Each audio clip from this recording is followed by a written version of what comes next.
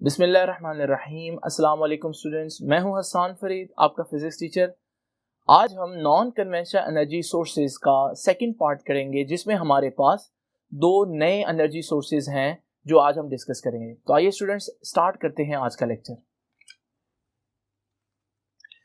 Students, जैसे कि आप देख रहे हैं कि एनर्जी फ्रॉम बायोमास ये हमारे पास एक बड़ा इंपॉर्टेंट एनर्जी सोर्स है, लेकिन ये एनर्जी सोर्स है क्या, सबसे पहले अंडरस्टैंड करने के लिए हमें देखना पड़ेगा कि व्हाट इज बायोमास। जैसे कि वर्ड बता रहा है, आप बच्चे जानते हैं कि बायो मीन्स लिविंग, जबकि मास मीन्स मटीरियल। यहां पर हम कहेंगे एक किस्म का waste material. So what is biomass then? Biomass is the waste material which we obtain from living organisms। इसमें कौन कौन आ जाता है जी? तो याद रखिएगा, बायोमास इंक्लूड्स नंबर 1 इसमें ट्रीज, प्लांट्स, नेचुरल वेजिटेशन,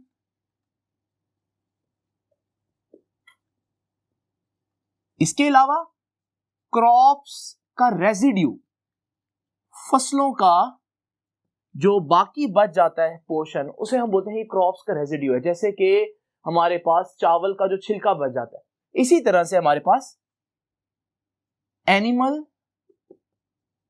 डंग, जो एनिमल्स का वेस्ट मटेरियल है, मिसाल के तौर पर जैसे गोबर, तो ये भी हमारे पास एक ऐसा वेस्ट मटेरियल है जो लिविंग ऑर्गेनिज्म से हासिल हो रहा है। ये सारे मटेरियल जो मैंने आपके सामने लिखे हैं, ये सारे मैसेज जो मैंने आपके सामने लिखे हैं, ये बायोमास है। क्यों बायोमास है? क्योंकि ये लिविंग ऑर्गेनिज्म से हमें रिसीव हो रहे हैं। नाउ स्टूडेंट्स, अगर ये बायोमास है तो फिर बायोमास एनर्जी क्या हुई, और बायोमास से हम कैसे एनर्जी हासिल कर सकते हैं? तो स्टूडेंट्स, बायोमास एनर्जी बेसिकली क्या है? कन्वर्जन है इन मटेरियल्स की किसी और टाइप ऑफ एनर्जी में। तो हम कहेंगे what is biomass energy? Biomass energy refers to conversion of biomass. हम इसमें बायोमास को कन्वर्ट करेंगे किसमें? इनटू फ्यूल्स, या तो हम इनसे फ्यूल्स बनाएंगे, या फिर हम क्या करेंगे, और substances which further can produce fuels। यानी कि दो चीजें, या तो मैं ये जितना भी मटेरियल आपके सामने लिखा बायोमास, उससे डायरेक्ट फ्यूल बना दूंगा, या फिर हम क्या करेंगे, उनसे ऐसे सब्सटेंसेस बनाएंगे जो फ्यूल होंगे। तो हमारे पास अब ये काम करना कैसे है, किस तरह से एनर्जी प्रोड्यूस करनी है इस मटेरियल से? हमारे पास इसके लिए दो तरीके हैं। नंबर 1, या तो हम डायरेक्ट कंबस्टन कर दें। कंबस्टन का मतलब होता है जलाना। ये मेथड हम कब यूज करेंगे? जब हमारा जो बायोमास है वो सॉलिड वेस्ट होगा, क्योंकि आपको पता है लिक्विड का जलना थोड़ा सा मुश्किल, लेकिन सॉलिड वेस्ट की कंबस्टन हमारे लिए आसान है। तो हमारे पास ट्रीज, प्लांट्स या नेचुरल वेजिटेशन या हमारे पास क्रॉप्स का रेजिड्यू, ये यूजुअली एक सॉलिड वेस्ट है। तो हम इसके जरिए इनको जलाकर एनर्जी ले सकते हैं। दूसरा मेथड हमारे पास क्या है? दूसरा मेथड कहलाता है fermentation. What is fermentation? Fermentation भी एक प्रोसेस है, और उसमें भी हम बायोमास को फर्मेंटेशन के जरिए उससे फ्यूल्स बनाएंगे। लेकिन पहले हम जरा देखते हैं कि हम डायरेक्ट कंबस्टन में क्या करेंगे। नाउ स्टूडेंट्स, जैसे कि आप लोगों को मालूम है कि डायरेक्ट कंबस्टन में क्या यूज करना है? Solid waste. तो सॉलिड वेस्ट को हम क्या करेंगे, बर्न करेंगे in the presence of oxygen, oxygen की मौजूदगी में जलाएंगे। और ये कोई ऐसा प्रोसेस नहीं है जिसको आप जानते ही नहीं है, बल्कि इंसान ने जो सबसे पहले आग जलाना सीखा वो एक्चुअली यही था, क्योंकि उसमें जब उसने लकड़ी से आग जलाई तो वो जो लकड़ी है वो एक बायोमैस है, क्योंकि वुड जो है वो बायोमैस में आता है, और उसका जल कर फ्यूल देना, तो हमारे पास ये तो बायोमैस से सारा फ्यूल आ रहा है, तो ये डायरेक्ट कंबस्टन थी। लेकिन हम इसको एज ए एनर्जी सोर्स कैसे यूज करेंगे, आइए जरा देखते हैं स्टूडेंट्स हम क्या करेंगे। सबसे पहले हमारा जितना भी सॉलिड वेस्ट है, फॉर एग्जांपल ये हमारे पास जैसे ट्रीज हैं या पत्ते हैं, और हमारे पास कोई भी क्रॉप्स का रेजिड्यू है, ये सारा सॉलिड मटेरियल जो है, सॉलिड वेस्ट मटेरियल हम एक टैंक में डाल देते हैं, और फिर हम क्या करेंगे, इस टैंक में इसको कंबस्टन करेंगे, और कंबस्टन की वजह से आपको मालूम है हीट प्रोड्यूस होगी।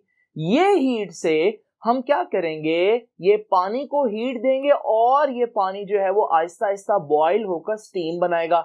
इस स्टीम से हम ये टरबाइन रोटेट करेंगे, और ये टरबाइन रोटेट होकर इस जनरेटर को रोटेट करेगा, and which will further produce electricity. तो इस तरह से आप देखें कि हम लोगों ने सॉलिड वेस्ट से स्टार्ट किया और बनाया क्या, इलेक्ट्रिसिटी बनाई। ये कोई छोटी बात नहीं है कि आप कचरे से, सॉलिड वेस्ट से इलेक्ट्रिसिटी जैसी इतनी इंपॉर्टेंट चीज बना रहे हैं। तो जो तरक्की याफ्ता ममालिक हैं उनमें ये प्रोसेस काफी ज्यादा एप्लीकेबल है, और वो अपने कचरे को भी जाया नहीं करते, बल्कि उससे भी कोई यूजफुल चीज बनाते हैं। तो ये है डायरेक्ट कंबस्टन। और अगर आप डायरेक्ट कंबस्टन ये देखें, ये तो इलेक्ट्रिसिटी यूज करने के लिए ना, लेकिन आप चाहें तो डायरेक्ट कंबस्टन से आप घर को हीट कर रहे हैं, तो ये भी तो हमारे पास क्या है, ये भी हमारे पास एक एनर्जी सोर्स को यूज करना है। या फिर आप उससे पानी को गर्म कर रहे हैं, जिसको आप बर्तन धोने के लिए यूज करते हैं, नहाने के लिए यूज करते हैं, ये भी आप क्या कर रहे हैं, उस एनर्जी को एज ए सोर्स यूज कर रहे हैं। तो ये हमारे पास हुआ डायरेक्ट कंबस्टन का मेथड। अब जरा देखते हैं सेकंड मेथड क्या है।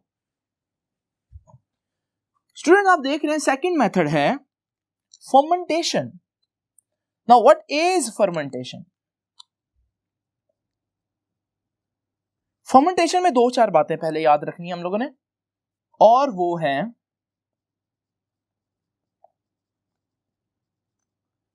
कि फर्मेंटेशन में आप चीज को जलाएंगे, but you will use some enzymes, some bacteria, और तीसरी important condition absence of air. याद है वहां पर हमारे पास जब हम डायरेक्ट कंबस्टन करते हैं तो हम प्रेजेंस ऑफ ऑक्सीजन में जलाते हैं, हवा की मौजूदगी में, लेकिन यहां हम एब्सेंस ऑफ एयर में उस चीज को किसी खास बैक्टीरिया और एंजाइम की मौजूदगी में जो प्रोसेस करेंगे, ये हमारे पास फर्मेंटेशन होगा। और फर्मेंटेशन एक बायोकेमिकल प्रोसेस है। Why biochemical process? Because you are getting chemical changes from some biomass and you are including enzymes and bacteria in this section. और enzymes और bacteria जो है वो bio या living organisms में आ जाते हैं। तो ये हमारे पास एक biochemical process होगा। लेकिन इस प्रोसेस में हम क्या करेंगे, एक टैंक यूज करेंगे, and that tank is called digester। इस टैंक के अंदर हम वो सारा मटेरियल डाल देंगे, और ये मटेरियल ना सिर्फ सॉलिड हो सकता है बल्कि ये एनिमल डंग भी हो सकता है। ये हमारे पास जरूरी नहीं कि सॉलिड मटेरियल हो।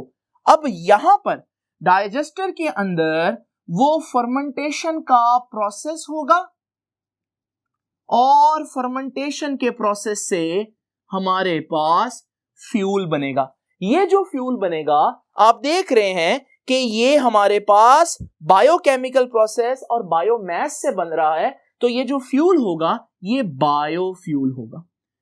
नाउ स्टूडेंट्स, बायोफ्यूल की एक दो एग्जांपल्स आप लोगों ने याद रखनी है। बायोफ्यूल की एग्जांपल है एथेनॉल। एथेनॉल के बारे में एक बड़ी इंपॉर्टेंट बात, it is a replacement of gasoline. What is gasoline?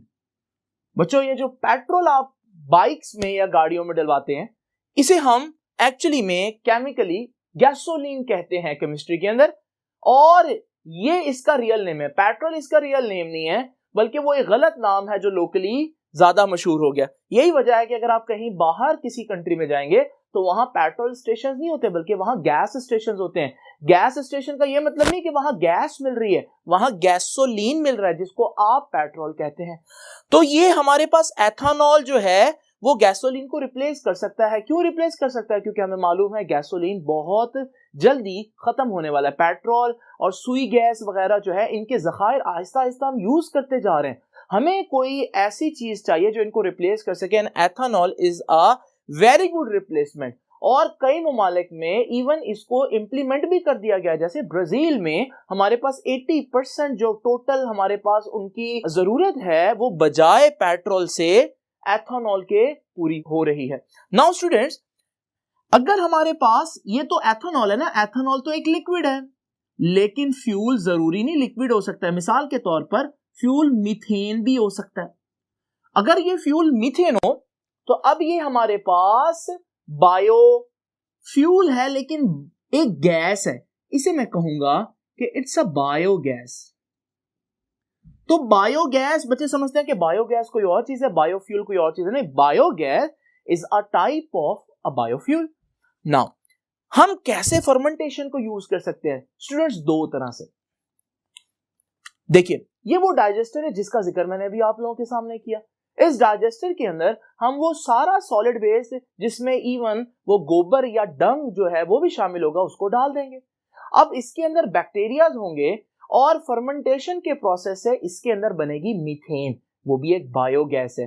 आप इस मीथेन से दो काम कर सकते हैं, या तो इसका डोमेस्टिक यूज कर ले, वो क्या है, आप इसी से पाइपिंग करके इस मीथेन को घरों में सप्लाई करें और इससे कुकिंग और दूसरे काम करें।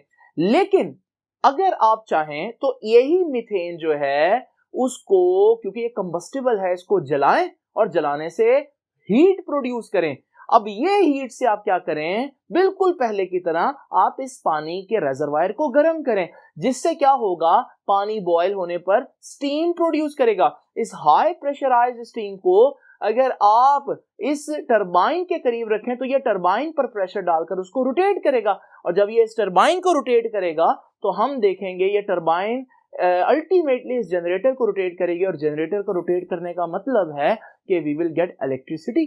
तो इसका मतलब आप लिक्विड वेस्ट से भी इलेक्ट्रिसिटी जनरेट कर सकते हैं, लेकिन उसके लिए आपको डायरेक्ट कंबस्टन नहीं, बल्कि आपको फर्मेंटेशन का प्रोसेस जो है उसको देखना पड़ेगा। नाउ स्टूडेंट्स, एक और बड़ी इंपॉर्टेंट बात, बच्चे पूछते हैं कि sir what about the waste? इस वेस्ट के यूज होने के बाद जो एक नया वेस्ट बनेगा, यानी कि इस वेस्ट का वेस्ट, वो क्या होगा? स्टूडेंट्स, वो बड़ा इनरिच होता है, उसमें बहुत ज्यादा तादाद में नाइट्रोजन और इस तरह के बहुत से एलिमेंट्स मौजूद होते हैं जो कि पौधों की जरूरत होते हैं। तो हम क्या करते हैं, उनको एज ए फर्टिलाइजर यूज कर लेते हैं। तो आप ये देखें कि कैसी जबरदस्त बात है कि ये जो वेस्ट का वेस्ट है, इवन वो भी यूजफुल है अगर कोई करना चाहे।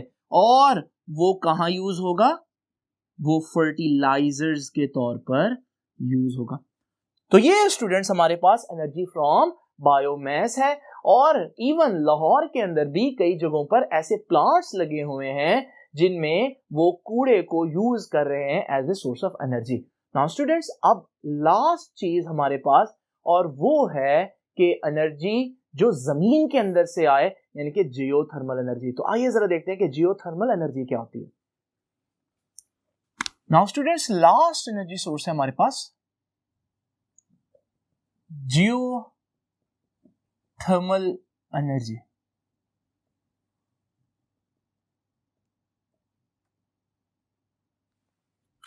ये जियोथर्मल एनर्जी क्या है? जैसे कि नाम में आपको ये जो वर्ड नजर आ रहा है, geo, geo means earth, thermal means heat, तो अर्थ की हीट। अर्थ की हीट कभी आप लोगों ने देखी? कहीं घर में बैठे बैठे आपको कभी फील हुआ कि अर्थ से कोई हीट आ रही है? डेफिनेटली नहीं हुआ होगा। लेकिन स्टूडेंट्स, कुछ इलाके ऐसे हैं जहां पर लिटरली जमीन के अंदर से हीट निकलती हुई नजर आती है। ये हमारे पास जमीन के अंदर से जो हीट आ रही है, इसे हम बोलते हैं ये जियोथर्मल एनर्जी है। तो जियोथर्मल एनर्जी बेसिकली क्या हुई? ये heat energy coming from interior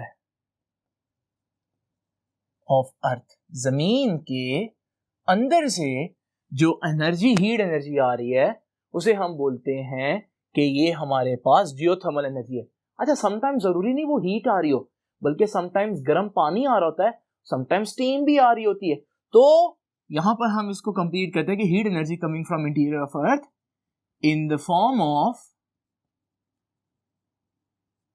hot water or steam is called geothermal energy। लेकिन नेक्स्ट क्वेश्चन होगा कि सर जमीन के अंदर ऐसा क्या है जो जियोथर्मल एनर्जी या जमीन के अंदर से एनर्जी आ रही है, हीट आ रही है? यानी कि आप पूछेंगे कि sir what are the sources of geothermal energy. Geothermal energy की सोर्स क्या है, वजह क्या है, रीजंस क्या है? स्टूडेंट्स देखते हैं। पहली रीजन है जियोथर्मल एनर्जी की radio active decay.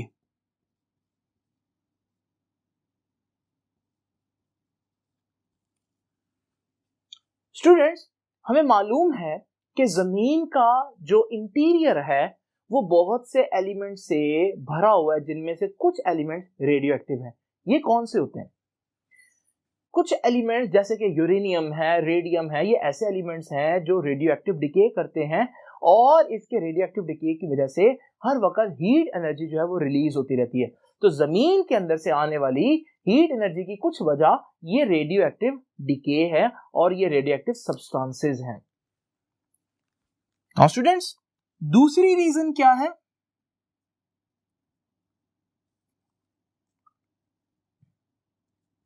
Residual heat of earth. जमीन किसी जमाने सूरज का हिस्सा थी। यही वजह है कि जमीन का जो इंटीरियर है वो अभी भी बिल्कुल गर्म है।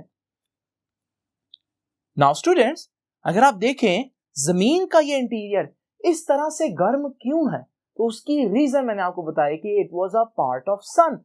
बट ये जो हमारे पास जमीन का गर्म इंटीरियर है, ये हीट क्यों कर जमीन की सरफेस तक पहुंच जाती है समटाइम? क्योंकि कई जगहों पर हमारे पास जमीन से नीचे 10 किलोमीटर तक कुछ ऐसी चट्टानें होती हैं, या तो वो पिघली होती है, या वो मोल्टन, या फिर पार्टली मोल्टन फॉर्म में होती हैं।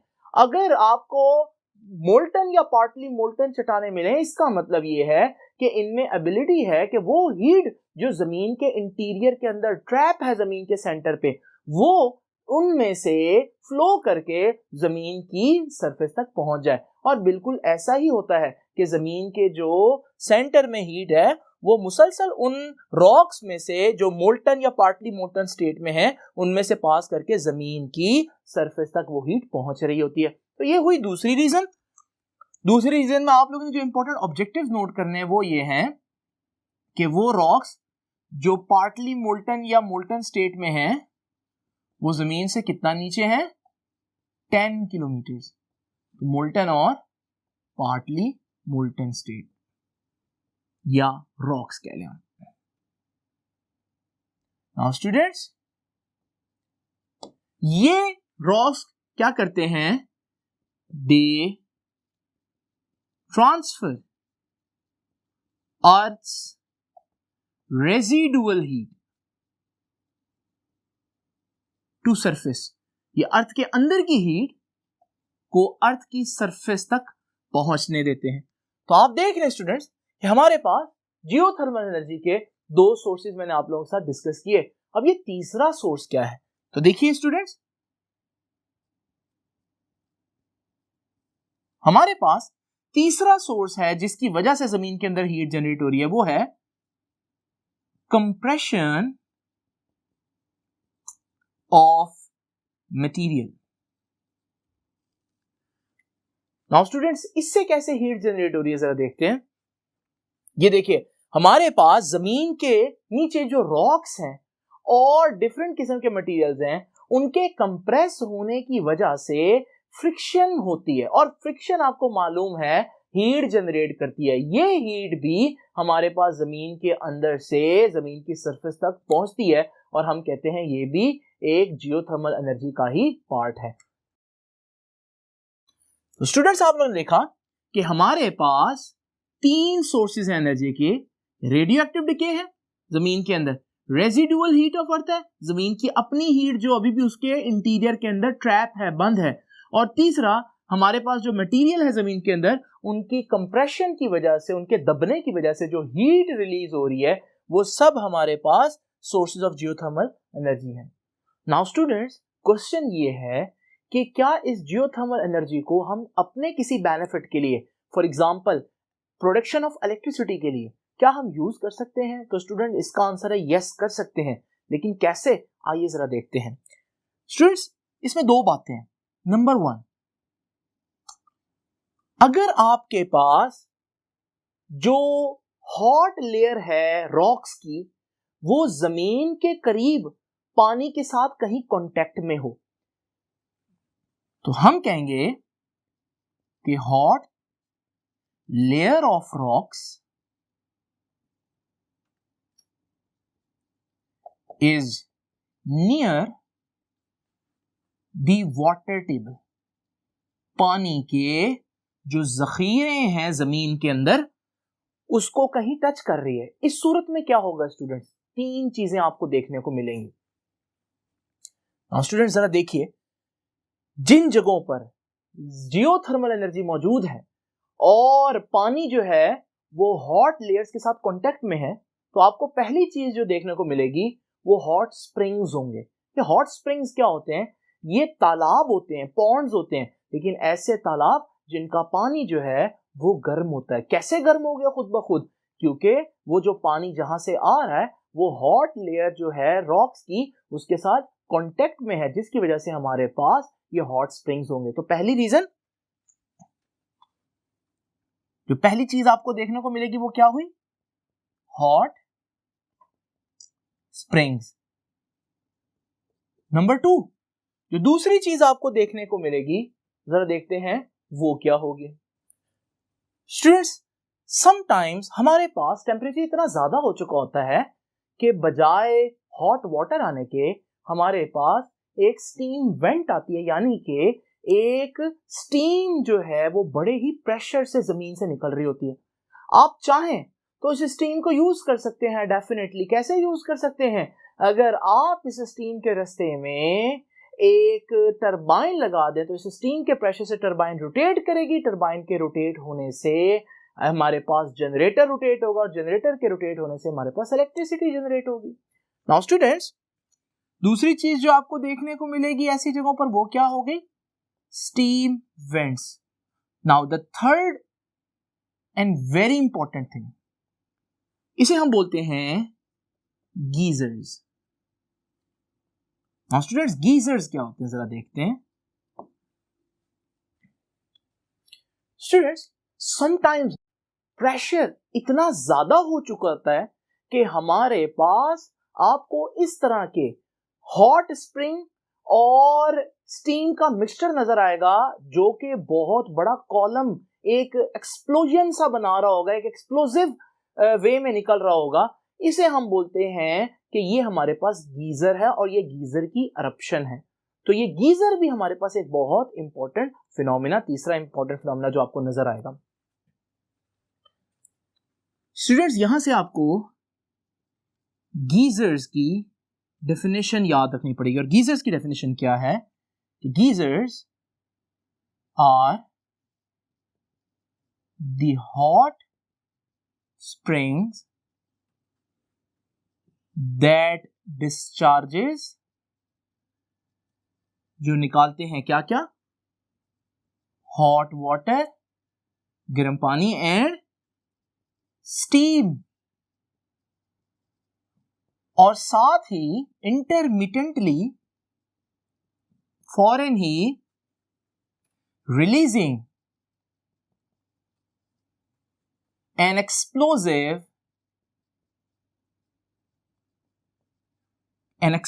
column in air। हमारे पास, जैसे कि मैंने अभी आप लोगों को दिखाया कि वो स्टीम और पानी का एक फवारा सा जो अचानक से निकलेगा, उसे बुक बोल रही है कि it is releasing an explosive column in air. Now students, ये तो वो जगह हो गई ना जहां पर हमारे पास जो लेयर ऑफ रॉक है वो वाटर को टच कर रही है। अगर ऐसी जगह जहां पर पानी मौजूद ही ना हो तो फिर वहां पर हम क्या करेंगे स्टूडेंट्स, देखिएगा। हम कहेंगे if hot rocks are not very deep, देखिए बहुत ज्यादा डीप नहीं होने चाहिए, क्योंकि इतनी डीप हो गए तो फिर वो हमारे किसी काम के नहीं। And water is not present, लेकिन पानी वहां मौजूद नहीं है, तो फिर हम क्या करेंगे स्टूडेंट्स, जरा देखते हैं। हमारे पास अगर रॉक्स मौजूद हैं लेकिन हमारे पास वहां पानी नहीं है, तो फिर हम खुद यहां पर वेल्स जैसे कुएं खोदेंगे और पानी को हम ऊपर से नीचे भेजेंगे। वो पानी जब ऊपर से नीचे जाएगा तो जब वो रॉक्स के करीब पहुंचेगा तो आपको मालूम है ये स्टीम बनकर निकलेगा, और जब ये स्टीम बनकर खुद ब खुद ऊपर जाएगा, ये हाई प्रेशराइज्ड स्टीम जो है, इसके साथ मैं फिर से बिल्कुल वैसे ही टरबाइन रख दूं तो वो रोटेट करेगी और वो जनरेटर को रोटेट करेगी और फिर से हमें इलेक्ट्रिसिटी मिलेगी।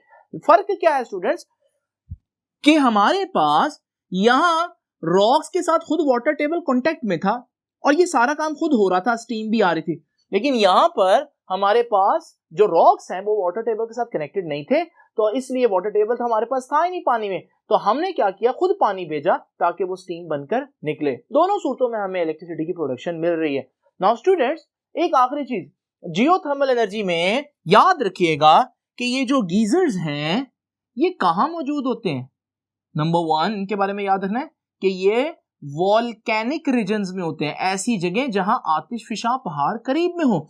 दूसरी बात, ये कब गीजर्स निकलते हैं, दे इरप्ट एट इर्रेगुलर इंटरवल। आप नहीं बता सकते कि भाई अगर आज एक जगह पर गीजर जो है वो निकला है तो फिर हमारे पास अगले दिन निकलेगा या नहीं निकलेगा, इनका कोई रेगुलर इंटरवल नहीं होता।